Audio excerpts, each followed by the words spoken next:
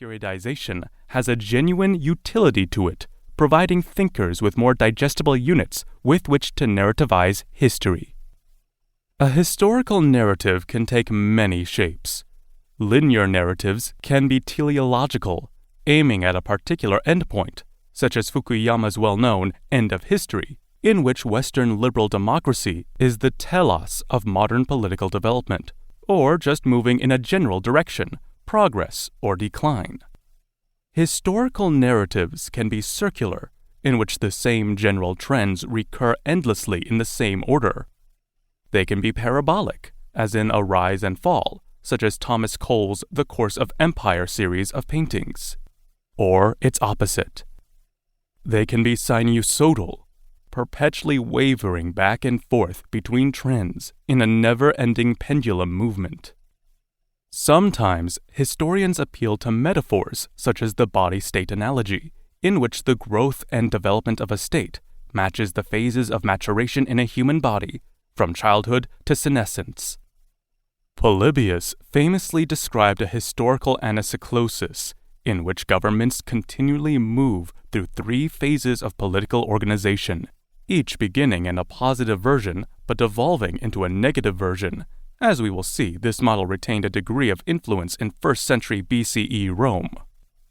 Periodization can thus provide the building blocks for all these narrative arcs, with the historical timeline having been organized into discrete units. It is a mode of structuring history for the purpose of creating narrative. Of course, exactly how useful any periodized timeline may be will vary, and there are perils to this sort of narrativization of history given the fundamental arbitrariness of the activity. Eviatar Zerubbabel has written extensively about the sociology of time, and in his 2003 book, Time Maps, Collective Memory and the Social Shape of the Past, he summarizes the intellectual dangers of periodization. One must inflate the differences between 2 chronologically close events that occupy 2 different periods. And likewise, one must exaggerate the similarities of events within the same period even if they may be hundreds or thousands of years apart. Having selected the particular qualitative characteristics of one's chosen period, its identity, one must lump together events that, from many other perspectives, seem decidedly unrelated.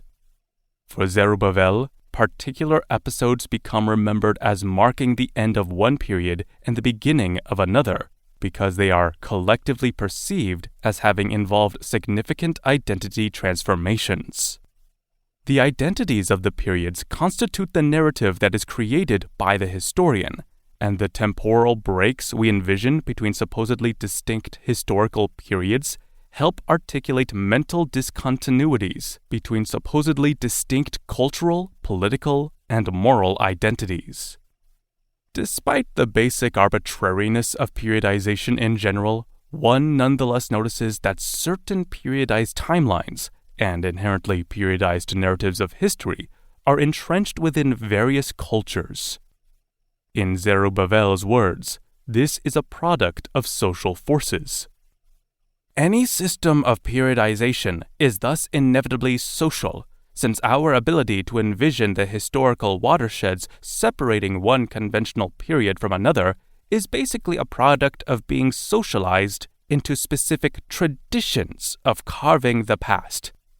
What Zerubbabel leaves less analyzed, though, are the structural forces, generally top-down, that help certain periodized timelines become more socially widespread than others.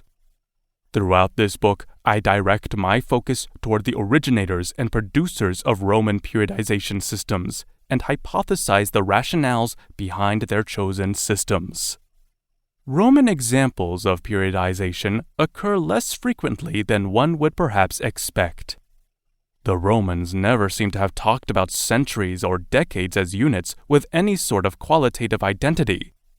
Consular years, although used frequently as chronological markers, are never referred to with any sort of qualitative identity, as Americans might talk about the Reagan years. When the Romans discussed their early kings, they never gave attributes to specific regnal periods, and even during the Empire, the Romans